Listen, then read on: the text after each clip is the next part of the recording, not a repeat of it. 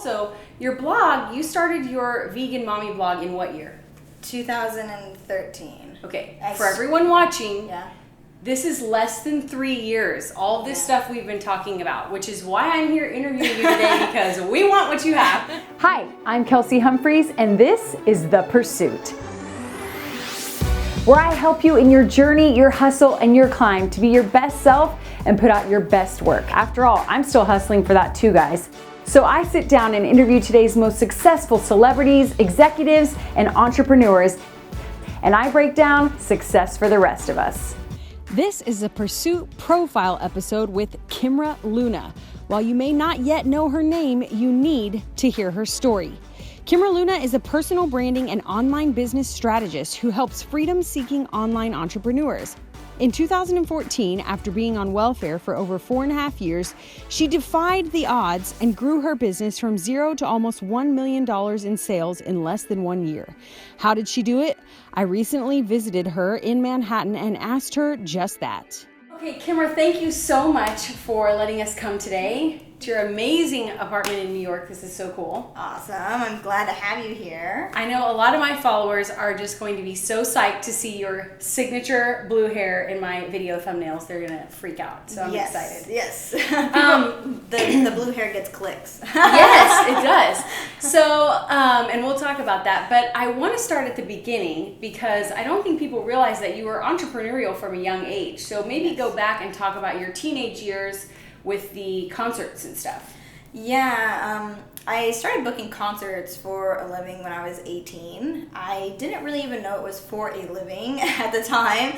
I had friends who promoted concerts, and while I was in high school, I would, help pass out flyers and things like that to promote them. And then when I graduated high school, I was like, hey, I think I can do this myself. So I grabbed all my CDs. Back then, people use CDs. So I grabbed all my CDs and, the little booklet, I opened it up, and in the back, they had the email addresses to the record companies.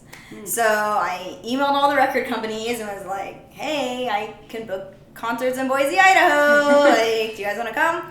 And sure enough, within weeks I was booking legendary punk bands that I was in complete shock they even emailed me back. And I started doing that and having a lot of fun with it. And then I decided to keep pursuing it. I moved to California. I got a job with working with another guy who's doing booking, so we kind of worked together, and we managed bands. We booked full world tours, and it was just a really interesting experience. And because I moved to California from Idaho, I ended up touring with a lot of punk bands. So at a young age, I was really able to, learn about different types of people, especially being from Idaho. You kind of are raised a little bit more sheltered, so to speak. So being on tour helped me learn about the whole different diverse, types of people. And I think that even stems over to, what I do now, having to understand people in a different way, have compassion for people in a different way. And it also made me want to help people, because I was able to learn things they were struggling with, pains they were having. And so I became, just really passionate about serving. And so then you meet your husband, you guys get pregnant, and you're like, I can't take this baby on tour. Yes. And so then your story, people know this part of your story, you guys end up on welfare. But I also wondered, someone as driven as you, who loves to work and loves to hustle, how did you cope for 4 years? I mean, you had little ones. Yes, I did have babies, so, there was that thing, but I had started blogs, Etsy shops. Okay. I was doing things kind of in between to try to figure out how to make money. I was like, maybe I'll go to beauty school, maybe I'll do this. I signed up for a fashion school, maybe I'll be a designer. I was trying a lot of things. I became a Reiki master, so I had a spiritual based business. I ran that out of my in-laws' living room, which I'm very, very grateful they allowed me to do things like that. So it was an interesting time, but I've always been extremely passionate of a person. So a way that I spent a lot of my time was actually with Facebook groups. I started my first Facebook group in 2009, which was the year my son was born. And it was a mom support group, and it was because I needed support as a mom, as a young mom. I was like, what do I do with this baby? And so I felt I needed a little bit more support, and I did end up with like postpartum depression and stuff, and having that community support really helped me. And I started being able to see like the power of this social media thing and people being able to connect and build relationships with each other. Because when I was on welfare, it's like I didn't have money to go out places and like make friends. We didn't even have our own car, so it was the only place I could make friends. And some of those people are still my friends to this day. I've met them multiple times in person and became close with them. And I kind of started falling in love with Facebook. So Facebook is one of my loves. So now, did Facebook transition to when you started your vegan mom blog? Yes. So when we finally got off of welfare, my husband finally got a job working for FedEx, and we ended up moving from California to Virginia.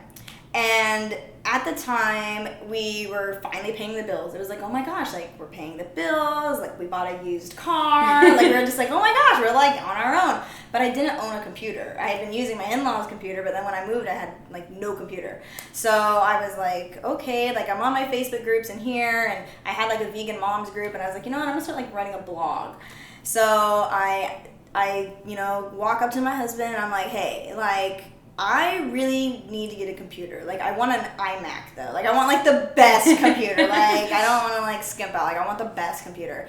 And so he was like, well, our tax return is coming. We can spend on that. I was like, all right, cool. So we bought an iMac, and I had never really used a Mac before, so I kind of had to figure it out. And then I was like, okay, how to blog or how to have a successful blog. And that's, of course, when I ran into Pat Flynn and all these other people I started following online. And I was like, wow, these people are making like full-time livings, like doing this stuff. So I was like, all right, I'll try this out. So I start my mommy blog, and I was posting recipes on there. I was doing YouTube videos, so I had like my vlog, and I just would hold up my phone and like make little videos of me and the kids, making smoothies or whatever.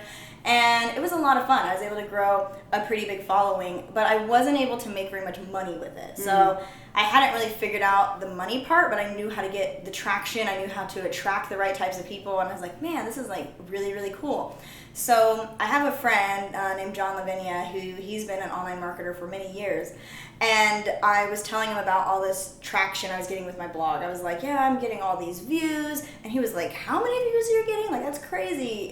Where are you getting all this traffic from? Is this like paid traffic, using Google ads? I was like, no, I don't even know how to use Google ads. And he was like, well, where's it coming from? I said, Pinterest.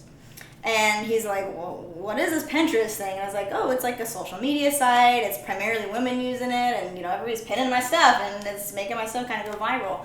And he was like, well, I want you to teach my audience how to do this.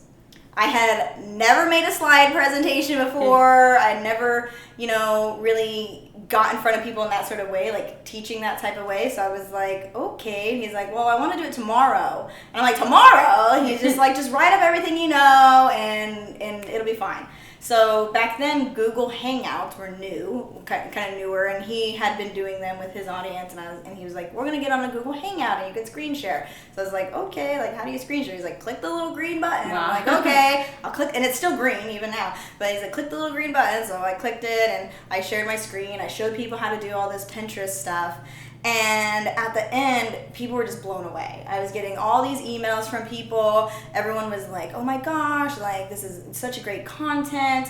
And two interesting things happened. I ended up getting a few people who wanted to hire me. So I was like, okay, like, this is kind of cool. So I was like, $100 an hour, because I didn't know what to charge. I was like, I'll just guess. And when these people wanted me to work for them to help with their Pinterest accounts. But what happened was their websites were really terrible. Like, their whole brand overall was really terrible. And so I was like, you need a little help in all these other places first before we really focus on the Pinterest stuff. So I ended up coaching these 3 clients, and they had amazing transformations. And I was just like, I am a branding person. Like, I like this brand thing. And so, I kept reading about it, learning everything I possibly could. And at the same time, I was still doing my mommy blog, and it was becoming draining because it wasn't making me money. And I was just like, my goal is to retire my husband from his job. Like, I want my husband to be at home with me and the kids. And that was kind of one of the things where, like, when we were on welfare, he was with the kids all the time. So it was very different when he went into a job, and I was just like, I could see the relationship moving apart, and I was just like, no, like he needs to be home. Like I really want him to be home with the kids. And the blog wasn't doing it. So I'm like, okay, well, I did that, presentation, so I'm going to make a Pinterest course. Like, I'm going to sell a course, right? So I make my course, but nobody buys it because all of my audience were people that just wanted recipes and, food recipes and stuff. They weren't business people. They weren't trying to grow a blog. So I was like, okay, well, I still want to sell these, courses, right? So I decided to completely scratch my blog. And, it was kind of risky because I had built a brand. It was really known on Pinterest, especially in a lot of mom communities. And I was like, you know what? I want to teach people. Like, I will enjoy teaching people. That's what I want to do. So I scratched the blog completely. Then I asked my husband if we could get a credit card. We didn't have any debt at the time. So that was really good. Like yes, we were broke for a lot of years, but we didn't have debt. Yeah. And so I was like, can we please, just get a credit card? I need to invest in some things to grow this business. Like I have this big idea. Like I really want to grow this. I want to sell these online courses. Brendan Burchard's telling me, you got to be an expert. Yeah. Like if you're an expert in something, share it. So I'm like, all right, okay, Brendan Burchard, I'll share it. And so I decide, I'm going to make all these courses. I'm going to sell them. And my husband's like, all right, we'll get a credit card. But once you hit the limit of this credit card, that's all we have. So I was like, okay, I better make some money back fast, right? Yeah. So it took me about 3 or 4 months to, build my website, figure out my brand, make a course, make my freebie offers. Everyone's like, oh, we gotta have a freebie. Make my cool freebie offer. And my first course was actually on teaching people how to get customers and clients with Facebook groups. That was the first course I created. So, because I'm a Facebook group junkie. So I was like, okay, it's my first course, and people actually bought it. I was like, wow, people bought it. And I launched my website. I had the course already kind of there, and people bought it here and there. And I started doing webinars.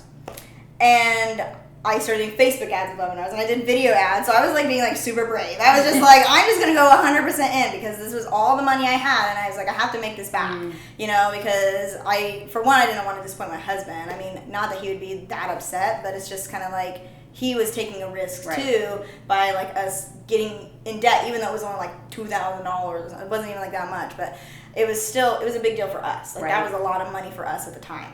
So, I was like, okay, I got to make this money back. So I started doing all these webinars and wasn't even pitching anything on the webinars. People at the end of the webinars just wanted to work with me. So I put a program up on my site. I was like, okay, it's going to be 16 weeks and we'll get on a call every single week and I'll, coach you through the technical stuff. Because what I was teaching, I taught people how to use tools to grow their business.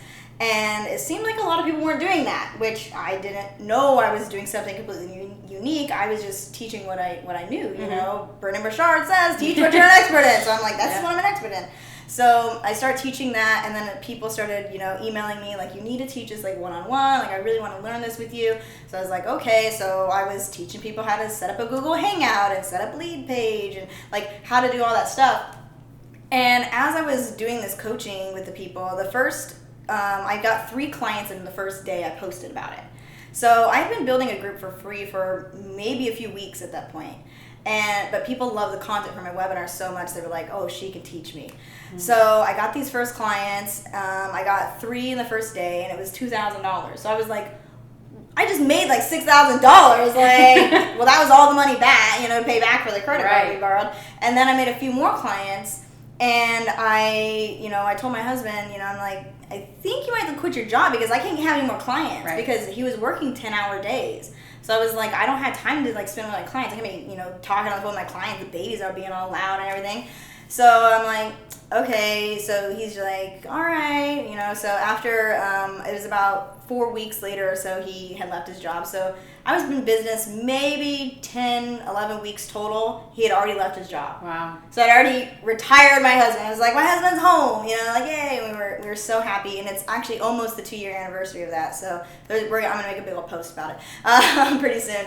But, it was really just, I was just so excited for that. I just wanted him to be home. And then it just kept building. It just kept building. Before we go into the building, I want to backtrack a little bit because Now, I love that you said this in another interview. Talk about just how dedicated you were to that blog. Because you said you had done Yes, the blog that I had before it was almost a blog a day. There was over like 250 blog posts, and there was over 100 YouTube videos. So in a year, right? Yes, in a year time. And I had I had like 25,000 followers on YouTube without even like knowing like SEO or like how to promote or anything. Like it just came all naturally to me. So I know that one of my strengths is naturally building communities and like creating this like tribe environment, and that's what I did with what I have now. You know, I was like, I want to grow this Facebook group. So I did webinars, and I didn't even pitch anything. I just said, hey, join my group. Yeah. Tell everybody about it. It's gonna be awesome. And it just kept growing and growing and growing. And now my group is like almost 30,000 members. Yeah. So it's grown very, very rapidly in the past 2 years. I'm a member. Yeah. It's an awesome group. I'm amazed at, and you share with us your wisdom on this, but the raving fans, like hardcore, like Kimra diehard. Yes. How did you cultivate that? Yeah. So when I first started the group, instead of just replying to questions, like just type in people, answer, I made videos. To every single question. Wow. Every question people posted, I made videos.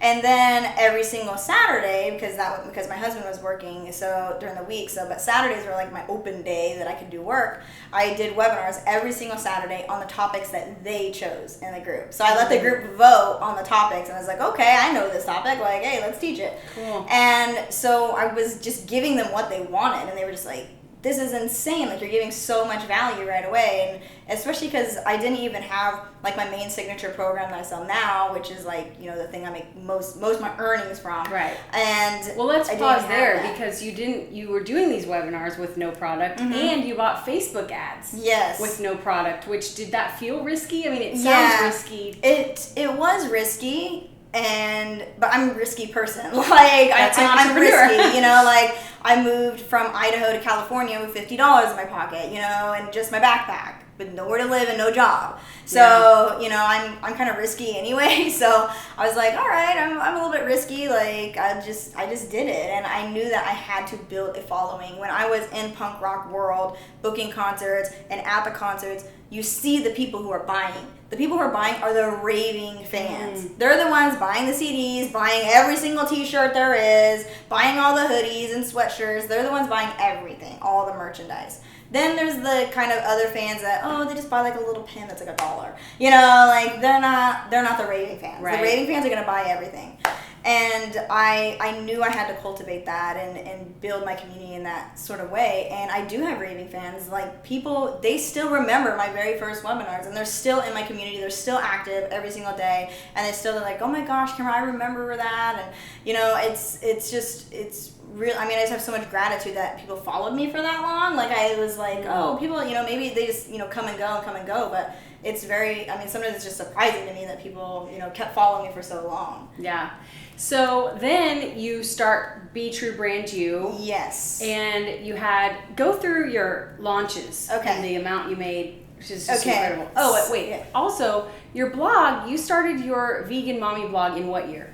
2013. Okay. For everyone watching, this is less than 3 years. All this stuff we've been talking about, which is why I'm here interviewing you today, because we want what you have. Yes. So this is still just in her first few years of the true, entrepreneurship when you really dove in. So now go through the launches. Yeah. So I started my current business May 2014. I launched my Be True Brand You program in July. I ended up making $65,000 in sales. My husband had just left his job, and I just found out I was pregnant. Like literally in the middle of the launch, I found out I was pregnant with my third son. So it was a very crazy time, because I was like, okay, all of these people want this program, and I hadn't even created the whole program yet. I had kind of, I had the outlines and the slides made, but like I hadn't even recorded all the videos yet, because I was like, I don't want to create this big, huge thing and then nobody want it. And turns out people wanted it. So then the next launch I had, it was actually a Black Friday promo. And I opened the doors on Black Friday and was like, hey, get in, because in February the price is going up. And so I ended up making $40,000 in sales. So I was like, man, this is going really well, this business thing. Like and plus I was pregnant, so I was like, okay, well, we used some of that money to move back to California because my midwife was there and I didn't want to have the baby in the middle of Virginia with no family or anybody around. So we ended up moving back to California.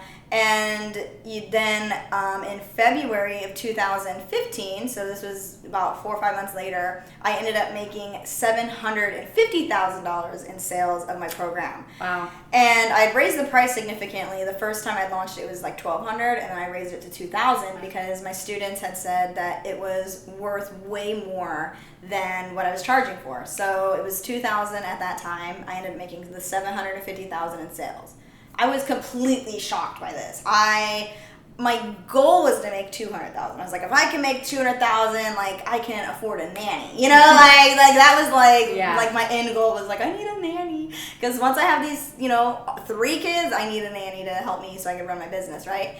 And then after that, I ended up having my baby, so I kind of took time off for several months. I didn't really, push any new programs or anything.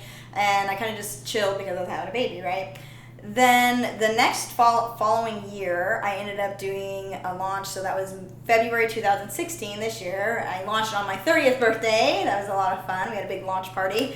And I ended up making $1.2 million in sales. And this Congratulations. Thank you. And it was all without anybody else promoting me, no affiliates or anything like that. That was all myself. So I know that people really wanted my program, and one of the biggest things that made me so proud of those launches is every single launch I focused on just giving value. Like I just do webinar presentations that are really high value. Some of the presentations are 2 hours long, that I'm giving away for free. Mm-hmm. And people are still joining the program because they're just like, wow, she's giving this away for free. Mm-hmm. The program's going to be even stronger than that. And then another thing that I was really proud of too is, especially during this last launch, there was so many amazing case studies from my students. Mm-hmm. That was what was selling people. Right. Like when I have an intake survey when people sign up, and I asked people why they joined. And they said, oh, I saw this person's video, I heard this person's story. So the stories of my students is what was selling the product. Like I wasn't having to be like a salesperson, mm-hmm. because I still don't even feel like a salesperson. Like I haven't taken sales strategy courses. I don't know how to do the NLP or whatever. Right. I don't even know how to do that stuff. I just share value and people want to buy. Yeah. Because I give so much value. Do you think it's too saturated now for people to do what you did with webinars and Facebook groups and value? Because I feel like gets more and more saturated every day because people see success stories like you and they're like, I want to do it too. Do you think that they still can? I still think they can. Some of my students have been able to duplicate a lot of the results I've been having, and they're still growing massively as well in similar niche as I am. I mean, they're definitely different than me, but I believe that people, they just want to learn. Like, mm-hmm. everybody just wants to learn, and if you have something to teach, people are going to want to buy it, and nowadays, people, they can't even afford to go to colleges, or they're getting in so much debt, they would rather learn things online. And, the number one thing people are searching is how to whatever, right. So, if you're an expert in something, I think it's the perfect time to be teaching that, because education itself, especially here in the States, is kind of switching mm-hmm. over to people wanting to have this online education. Yeah. What's your number one piece of advice for someone who wants to do what you did, create an online business? I would say create it around something you care about tremendously. I really care about teaching. I love teaching. And there was a person who had made a post, and they were like, we're not teachers, we're marketers. And I said, actually, no, I am a teacher, and I pride myself in that. Mm. And so if it's something you pride yourself in, teaching something to somebody, sharing something to somebody, helping people, serving people, you have to focus it around that. A lot of people, they message me and they're like, oh, my website's not working, or I'm not making any sales, or my services, nobody's buying, no one wants to be clients. And I'm like, well, why do you have these services? And they're like, oh, well, I think it's going to make money. And I'm like, well, that's probably why it's not working. You know, you're not doing what your strengths are. You're not figuring out what you are best at and presenting that out to the world. Mm-hmm. And talk about the mindset shifts that you had along the way. It's particularly, we're both moms. I have a 3-year-old and you have 3 little boys. And we talked a little bit about this before, but just, and I've heard you in other interviews talking about having to let go of all those expectations, plus maybe some things from your background. So talk about those shifts. Yeah, I mean, it's been a lot of shifts. I was not, raised in a happy home, so there was a lot of kind of garbage that I had to let go of. And when I met my husband, that was about 9 years ago when I met my husband, he was really into, a lot of these like law of attraction books and all these sorts of things. And I'd already known before that, even as a teenager, like, I wanted to help people. I wanted to be a positive person, but I never knew how. And my husband was really into a lot of these law of attraction books, and so he was like, "Oh, read this one." I was like, "Okay." And so I opened this book and started reading it. He's like, "Oh, let's watch The Secret," because The Secret came out. So we watched that, and I was like, "Wow, I can create my own life. Like, I don't have to be miserable. Like, this is awesome, Like, so I started really, shifting how I talked. I used to be a horrible complainer, like really, really, really bad complainer. Once I let a lot of that go, things in my life just started happening and happening and happening and happening. And then, of course, showing gratitude. Like, I really didn't even know really much what gratitude was, which was really sad because, the way I was raised, it wasn't where people were really showing appreciation for you. So, or for even things. They were mostly complaining all the time, which is why I'm such a complainer. And so when I started learning about gratitude and focusing on gratitude, I have like my gratitude journal, and every single day, I say the things I appreciate, and I always make sure I write Mark Zuckerberg because, he created Facebook, so you gotta thank Mark every day. Once I started focusing on that, things in my brain just started shifting. I lost a lot of my friends because of my mindset shifts. They didn't quite understand, where I wanted to go, and I had all these big dreams and things I wanted to do. I mean, even when I was on welfare, I was reading business books and like how to attract money and like all this stuff, and it's like, that's not typical. And I feel because I was doing the things that weren't typical, that has been what has been able to get me the result. You have to, if you want to be the 1%, you have to do what the 1% are doing, and be willing to do it. Yeah. And that's what I do and how I live every day. Man, there is so much we can learn from that interview, but here are my keys to success with Kimra Luna.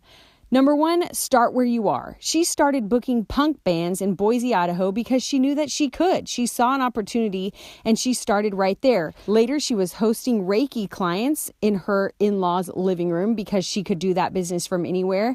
And later, she was blogging because she could do that while pregnant, while her husband worked. She did what she could with what she had right where she was, and eventually that paid off. Number 2, if you know it, you can teach it. Her mommy blog started to get that impressive Pinterest traffic, and so she was able to teach about Pinterest. This happened with multiple different applications and platforms until finally she launched her first course on Facebook groups. So if you know it, you can make money teaching it. But she says be sure that you're actually passionate about what you're teaching and that you love it so that you can stick with it for the long haul. Number 3, decide to commit. Even though her blog and Facebook groups had some traction, they weren't making money. Things really started to take off for her when she shut down the mom brands and everything else and focused on her course business. Getting that credit card was like putting some skin in the game. She was finally committed to seeing it through. Number 4, build a tribe of raving fans. She learned in her early concert booking and promotion business that it was the raving fans who would go and buy all the merchandise on the merch table. So she started to really foster relationships. And she did this by being herself and then by responding to people via video rather than just responding with a comment when they would ask a question online. She would record a video answer. People felt like they knew her and they became raving fans of her work. Plus, she gave away a lot of content for free before she ever decided to sell her first product. Number 5, create a buzz around your product. When it was time for her to sell, she decided to test the waters and see if people actually wanted what she was going to sell by making the outlines and making some slides, but not actually creating the course. Then once she saw some interest, she decided to run a Black Friday special, which created a frenzy. So try and create some urgency and some buzz around what you're creating. Lastly, stay grateful.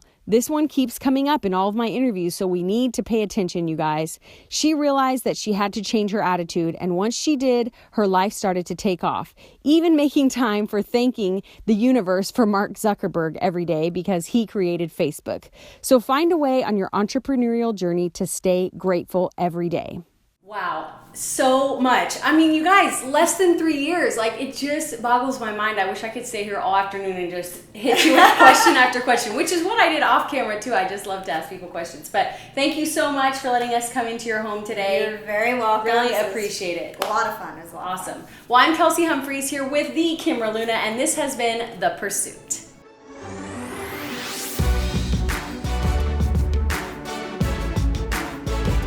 Don't forget, guys, there are 3 ways to support the show. You can subscribe here on YouTube, you can leave a comment, and you can go subscribe to the weekly emails to go behind the scenes and get extra info from each episode.